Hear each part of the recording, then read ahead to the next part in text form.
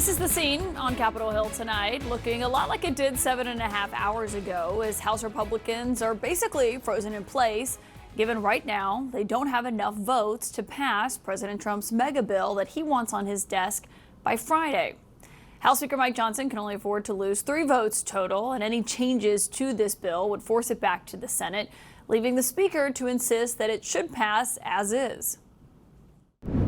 Most of our agenda is wrapped up into this legislation, so it must pass. We have to deliver for the people. The president wants to do it. As he said very well, this is no longer the House's bill or the Senate's bill, it's the people's bill, and it's our agenda, so we've got to do good on it. At the White House today, we watched a parade of Republicans filing into the West Wing as President Trump engaged in a charm offensive to try to win them over.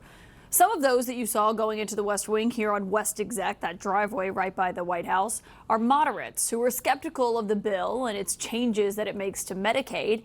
Others are from the far-right House Freedom Caucus. They say they're not on board with this bill because of the trillions of dollars it is projected to add to the federal deficit. All of them are seeking assurances from the president that they'll get something out of voting yes, and some of them also seem to be looking for swag. The president was wonderful, as always, informative, funny. Told me he liked seeing me on TV, which is kind of cool. I'm incredibly humble. What he signed for you? Yeah, he signed a bunch of stuff. It's cool. One source tells us tonight that the White House felt it got some of the hardliners who were inside the West Wing today to a, quote, better place after welcoming them there and telling them that they didn't want them to play into the hands of Democrats by voting no. But apparently not in a good enough place to vote so far. Members of the Freedom Caucus released a memo with their complaints, including the expected increase to the deficit and being loaded, quote, to buy key Senate votes. One member says the bill is morally and bankrupt, and one of the leaders of the House Freedom Caucus is still trying to get their arms around what is exactly in the changes that was made by the Senate. I asked every witness at the panel in the Rules Committee yesterday if they'd read the bill, who were testifying on the bill, and they hadn't read it. Well, this is no way to do things. So I'm trying to go through the bill and understand it. I mean, if they want to call the vote right now, I'm a no. As we're keeping an eye on the House floor tonight to see whether or not they are going to call that vote, it's still unclear what is going to happen in the next few hours or if anything will happen at all. As far as the timing here, this is a self-imposed deadline, we should note, but it is one that the White House still wants Capitol Hill to follow through on.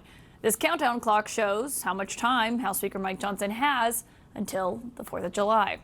CNN's Lauren Fox is on Capitol Hill tonight. And Lauren, obviously the biggest question is what is going to happen? And I know I was talking to people at the White House earlier who were saying, are they going to vote tonight? Are they going to vote tomorrow? They do ultimately think it's going to get across the line. But what is that looking like tonight where you are? Yeah, I mean, there's a reason you keep this vote open right now, and that is to create a sense of momentum on Capitol Hill. That is what is working in the White House's favor, and that is what is working in Speaker Mike Johnson's favor. We still have not gotten to that critical procedural vote on the House rule. That is going to be a really early indication of where the votes stand, but the reason leadership hasn't gotten there yet is because they may not have the votes even to govern the rules of this debate on Trump's agenda. And that is really what is holding this process up. Now, I am told that Speaker Johnson has been in his office having phone calls, having meetings, trying to cajole members to get to yes.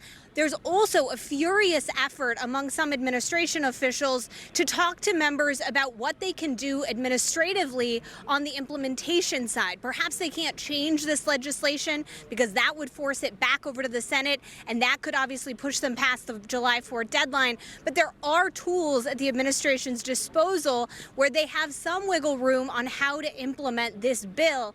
And that is the conversation that I'm told is happening with many members, and not just conservatives. Caitlin, I think we should note that there are some moderate members who have some key concerns about Medicaid. We saw that tweet earlier in the weekend from David Valadao, where he was warning that some of the changes the Senate made might be too extreme for him to support this version. I will note that there is some silver lining for leadership and the White House. I did talk to Warren Davidson just a few hours ago. He actually voted no on this bill when it went through the House in May, and he said he's now voting yes on the Senate's product. He said he's not so sure the Senate bill is actually that much better, but he's concerned about the longer this hangs out, the longer they get close to that debt ceiling deadline, the harder this gets, the worse the bill gets, and the more pressure will be on Republicans. I also heard from Ralph Norman earlier, a conservative, who said he's a little nervous to send it back to the House because Lisa Murkowski got so much in the Senate version of this bill. He said, who knows what other kind of pork Alaska could get. Yeah, Alaska did well based on what Senator Murkowski got in here to get her vote. Lauren Fox, thank you. Keep us updated on what is happening over there. And if they do start voting, we'll check back in with you. My congressional sources are with me tonight, Democrat Pat Ryan of New York and Republican Mike Flood of Nebraska. It's great to have you both on what is going to be a question mark of a night. And Congressman Flood, just with you, what do you expect? Do you think this vote is going to happen tonight? Are Republicans going to pass this bill tonight? Well, the fact that we're still in session, the fact that the House is still operating, I have every reason to believe that we've got the momentum. We're going to get there. Listen, we've seen this play out before. It takes a while. It's messy. Trying to get 218 people to agree to anything in a party with a big tent is difficult, but I'm optimistic we're going to get there. And that's what my colleagues are telling me. You know, this could take till midnight, till 1 a.m. But getting this done, delivering certainty for the American people that their taxes are not going to go up next year, that's what this is about. And I'm hopeful that we'll get there. How do you think, Congressman Flood, just to follow up on that, Speaker Johnson satisfies both moderates and members of the House Freedom Caucus here?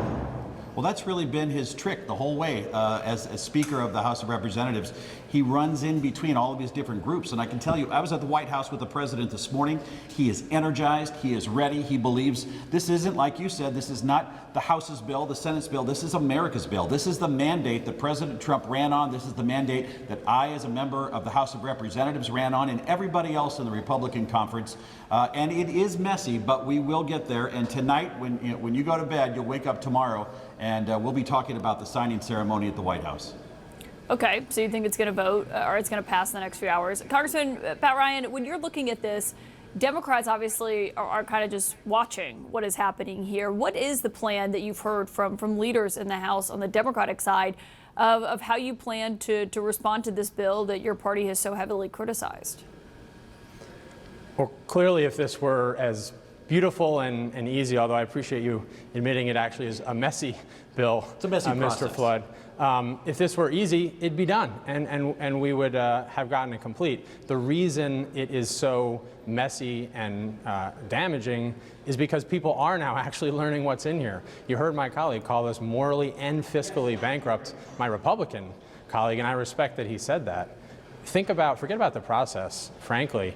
Think about you're an American family watching this at home tonight, and you're wondering how much and how quickly and how badly is my health care going to be cut? Is my aging parent going to be able to stay in assisted living? Is my young child with a disability going to stay on their health insurance?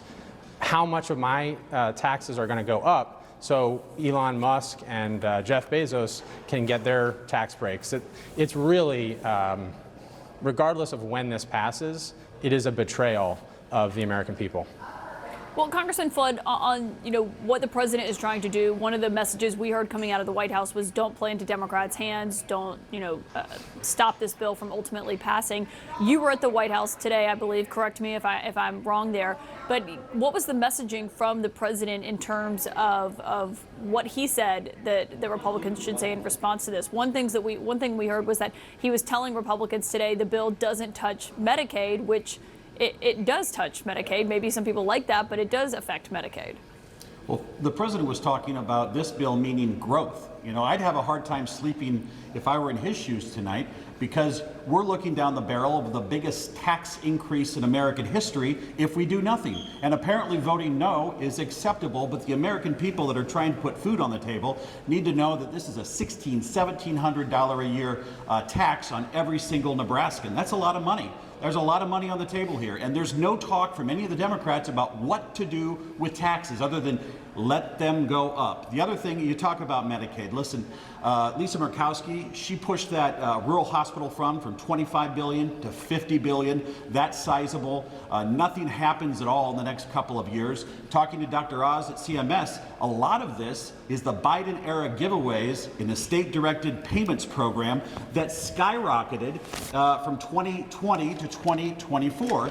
you can look at this chart that I have right here, and you can see what the Biden administration has done. We're basically, in the future, taking Medicaid what it was before all of our hospitals were full of people during the COVID pandemic, which, by the way, has been over now for a couple of years, and the Democrats want to keep shoveling money into programs that are not delivering for the American people.